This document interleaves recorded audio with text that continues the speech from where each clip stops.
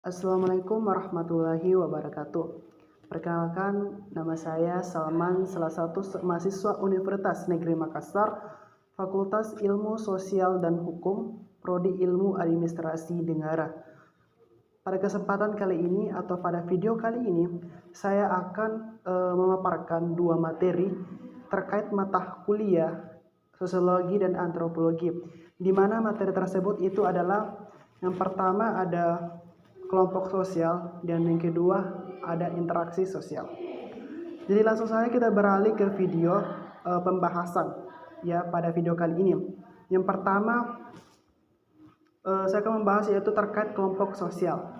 Jadi mendengar kata kelompok sosial tentunya yang timbul dalam pikiran kita itu adalah sekumpulan orang atau komunitas yang lebih dari satu orang yang mana memiliki tujuan bersama.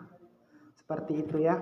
Jadi di sini Emil Durkheim jadi di sini Robert Camerton itu mengemukakan kelompok sosial itu adalah sekelompok orang yang berinteraksi sesuai dengan pola-pola yang telah mapan di mana ditandai yang pertama sering terjadi interaksi. Jadi sering dari interaksi. Kedua itu pihak-pihak yang berinteraksi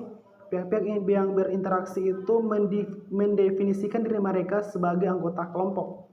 Dan kedua itu pihak-pihak yang berinteraksi didefinisikan orang lain sebagai anggota kelompok. Jadi itu gambaran kelompok sosial menurut Robert Camerton. Selanjutnya dari Robert Bernstein, dia menggunakan tiga kriteria yaitu ada tidaknya organisasi, yang kedua hubungan sosial antar anggota, dan ketiga tuh kesadaran sosial, di mana dia membagi kelompok sosial itu menjadi beberapa bagian. Yang pertama itu ada kelompok asosiasi.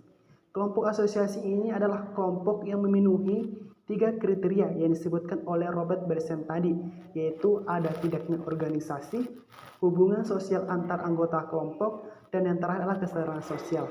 Contoh dari kelompok asosiasi ini adalah yang pertama itu contohnya seperti KOPRI. Selanjutnya ada kelompok sosial atau social group, di mana kelompok ini adalah sekelompok orang yang memiliki kesadaran jenis dan memiliki hubungan sosial antar anggota kelompok, tetapi tidak menganut atau tidak memiliki organisasi di dalamnya. Jadi pada kelompok sosial ini dia hanya memenuhi dua kriteria dari tiga kriteria yang disebutkan oleh Robert Bernstein tadi. Selanjutnya ada contoh dari kelompok sosial ini yaitu adalah seperti kelompok pertemanan atau kerabat-kerabat lainnya. Yang kedua itu ada kelompok kemasyarakatan. Kelompok masyarakat ini hanya berfokus pada kriteria yaitu kesadaran jenis. Artinya mereka hanya mengelompokkan kelompok sosial itu berdasarkan jenis kelamin, seperti contohnya kelompok laki-laki dan kelompok perempuan, seperti itu.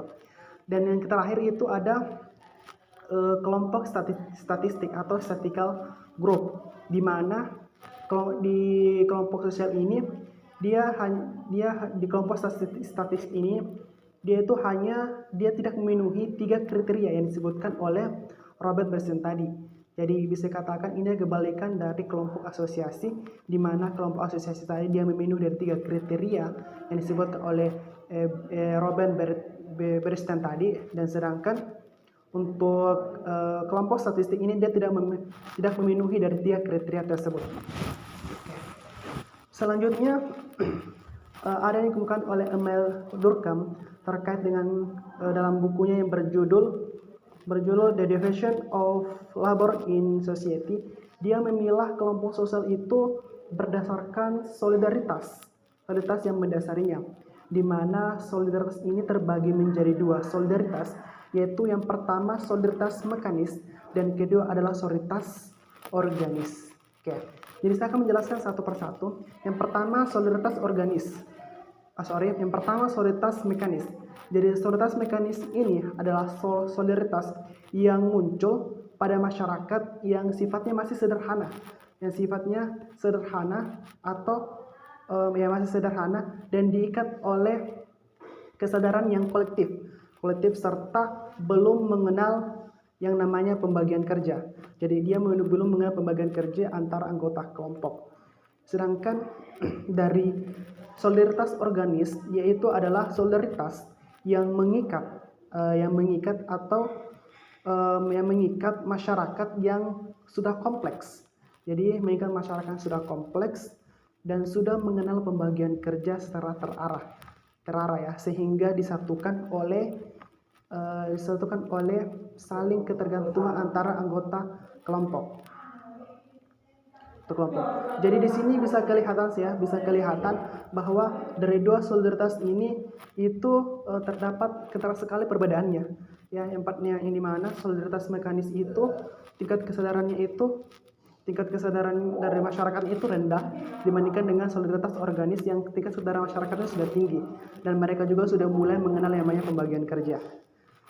Selanjutnya itu terkait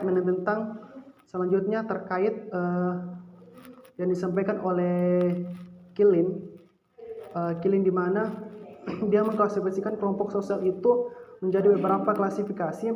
Yang pertama itu secara fisiologis. Secara fisiologis ini yaitu contohnya seperti dari jenis kelamin, usia dan lain sebagainya. Dan yang kedua itu klasifikasi yang kedua itu seperti contohnya klasifikasi tadi pertama adalah secara fisiologis, yang kedua itu kebudayaan seperti contohnya adalah kelompok etnik atau agama dan ada juga kriteria ekonomi yaitu kaya dan miskin, dan yang terakhir adalah perilaku yaitu seperti cacat fisik, cacat mental atau cacat sosial. Oke. Dalam kelompok sosial itu juga terdapat yang dikatakan sebagai jarak sosial, di mana jarak sosial ini adalah bisa dikatakan adalah pemisahan secara sosial yang dianggap ada dan terjadi antar individu, antar kelompok, ataupun bisa dikatakan individu dengan kelompok. Dan dalam penggunaan jarak sosial itu dalam segi sosiologis itu artinya adalah untuk mengetahui hubungan sosial dalam suatu kelompok atau antar kelompok. Sedangkan menurut dari ahli yang bernama Hogarth, dia mengklasifikasikan konsep jarak sosial itu sebagai untuk di mana kita bisa menerima atau merasakan memang kita bisa menerima apa yang kita rasakan terhadap kelompok lain, itu seperti itu. Jadi untuk penjelasan mengenai tentang kelompok sosial mungkin sampai di sini saya bisa jelaskan terkait dengan kelompok sosial. Jadi dapat disimpulkan bahwa kelompok sosial itu adalah sekumpulan orang yang lebih dari satu orang, di mana yang bisa bersifat formal ataupun informal dan memiliki tujuan yang sama. Oke. Pembahasan selanjutnya ada terkait dengan interaksi sosial. Berbicara terkait interaksi sosial, dari kata interaksi tentunya dalam pikiran kita akan timbul yang namanya hubungan antara individu satu dengan individu yang satunya, atau bahkan kelompok yang satu dan kelompok lainnya, atau bisa dikatakan kelompok satu dengan individu yang satunya, seperti itu ya.